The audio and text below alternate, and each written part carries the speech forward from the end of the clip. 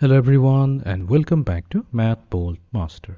আৰম্ভ কৰোঁ আমাৰ আজিৰ সেশনটো তো আজিৰ সেশনটো হৈছে এটা প্ৰেক্টিছ সেশন আৰু আমাৰ টপিকটো নাম হৈছে এৰিয়া অফ ৰেক্টেংগলছ উইথ পাৰ্শিয়েল এৰেজ তো let's begin Okay, first question. The following rectangle is partially split into unit squares. Partially split মানে কি ইয়াতে এটা rectangle দিছে আৰু এই rectangleৰ ভিতৰত কিছুমান squares আছে unit squares আছে but গোটেই unit squares বোৰ complete নাই তো আমাক সুধিছে এই rectangleটোৰ area কি হ'ব তো তাৰ মানে partially যেহেতু দিয়া আছে তো তাৰ মানে আমি কি কৰিব লাগিব এই unit squaresটো complete কৰিব লাগিব তো প্ৰথমতে আমি এটা কাম কৰোঁ এই প্ৰথম লাইনটো যোনটো আছে তো এইটোক আমি এটা কাম কৰোঁ লাইনটো অলপ দীঘলকৈ আঁকি দিওঁ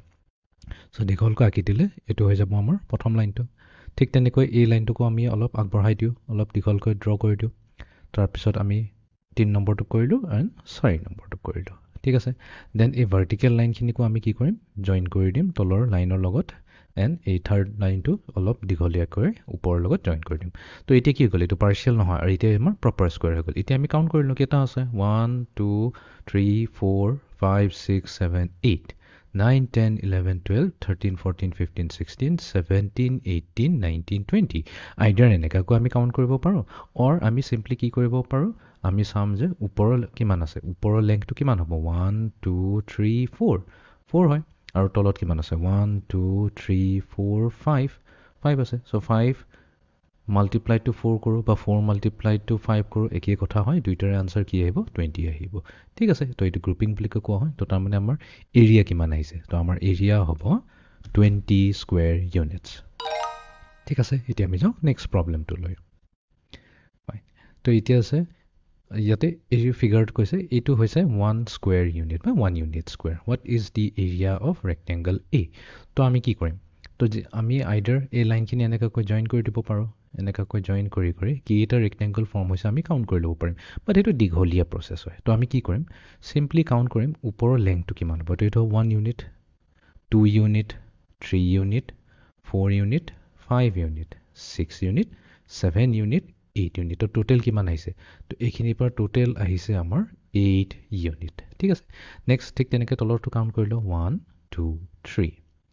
4 5 6 আৰু এইটো হৈ গ'ল আমাৰ 7 তো এইটো হৈ গ'ল আমাৰ 7 ইউনিটছ তো তাৰমানে কি হ'ল আমি চিম্পলি কি কৰিম 7 মাল্টিপ্লাই টু 8 কৰি দিম তাৰমানে আমি কি কৰিছোঁ এনেকুৱা 7টা গ্ৰুপ কৰিছোঁ 7 গ্ৰুপছ কৰিছোঁ এনেকুৱা 7টা গ্ৰুপছ কৰিছোঁ আৰু ইচ গ্ৰুপছত কিমান আছে ইকুৱেল নাম্বাৰ অফ স্কুৱেৰ্ছ আছে তাৰমানে 8 স্কুৱেৰ্ছ আছে এনেকুৱা 8 স্কুৱেৰ্ছ আছে তাকে আমি গ্ৰুপিং কৰি পেলাই 7 মাল্টিপ্লাই টু 8 কৰিলোঁ আৰু 7 8 যা কিমান হয় 56 হয় তো তাৰমানে আমাৰ এই ৰেক্টেংগলটোৰ এৰিয়া হৈ যাব 56 স্কুৱেৰ ইউনিটছ এতিয়া আমি যাওঁ নেক্সট কুৱেশ্যনটো লৈ The following rectangle is a partially covered with unit square. Which figure has the same area as the rectangle above? ঠিক আছে তো ইয়াতে 4টা ৰেক্টেংগল দিয়া আছে ডিফাৰেণ্ট তো আমি মেচ কৰিব লাগিব ফাৰ্ষ্ট আমি ইয়াৰ এটা কাম কৰোঁ ইয়াৰ সাইডটো উলিয়াবলৈ চেষ্টা কৰোঁ ঠিক আছে তো আমি যদি এইটো এক্সটেণ্ড কৰি দিওঁ তো তেনেহ'লে আমাৰ ওপৰৰ লেংথটো কিমান হ'ব এইটোৰ কাৰণে 1 হৈ গ'ল 2 3 4 5 6 7 8 9 তাৰমানে এই লেংথটো হৈ গ'ল আমাৰ 9 ইউনিটছ আৰু তলৰ এইটো যদি আমি কাউণ্ট কৰোঁ 1 2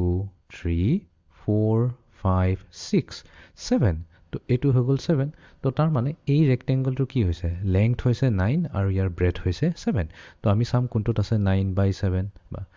7/9 এইটোৱে আছে অপশ্যন চি 9 আৰু 7 আৰুটো বেলেগ নাই তো এইটোৱে হৈ যাব আমাৰ কাৰেক্ট আনচাৰ ঠিক আছে এতিয়া আমি যাওঁ নেক্সট কুৱেশ্যনটো লৈ ঠিক আছে The following rectangle is partially split into unit squares. What is the area of the rectangle above? ঠিক আছে তো আমি কি কৰিম ৰেক্টেংগলটো পাৰ্চিয়েল যোনটো আছে পাৰ্চিয়েল স্প্লিটটো কমপ্লিট কৰি ল'ম তো ঠিক আছে আমি লাইনবোৰ এনেকৈ জইন কৰি দিওঁ কমপ্লিট কৰি দিওঁ তেতিয়া জইন কৰি পেলাই এটা ৰাফ জইন কৰিলে হৈ গ'ল ঠিক আছে এতিয়া আমাৰ ওপৰত কিমান হ'ব ওপৰৰ ব্ৰেথটো হ'ব বা উইথটো হ'ব 3 আৰু এইটো হ'ব 1 2 3 4 5 6 7 8 9 তো এইখিনি আছে আমাৰ 9 তো তাৰমানে আমি চিম্পলি কি কৰিম 9 মাল্টিপ্লাই টু 3 কৰি দিম 9 মাল্টিপ্লাই টু 3 হৈ যাব আমাৰ 27 square units okay next question তো ইয়াতে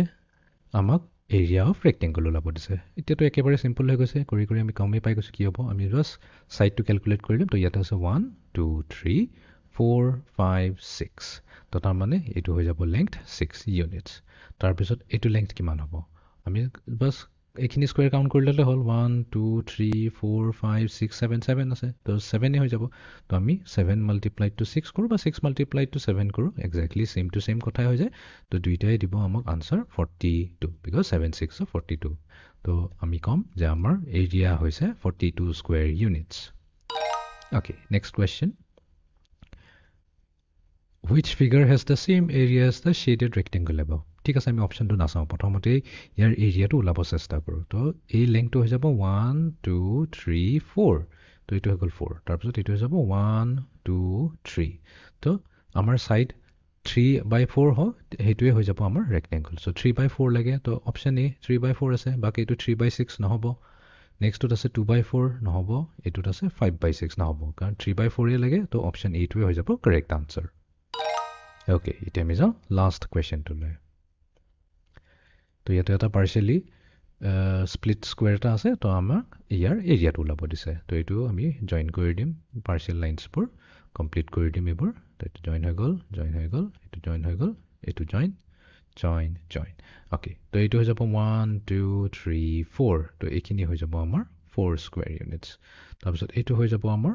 1 2 3 4 5 6 7 8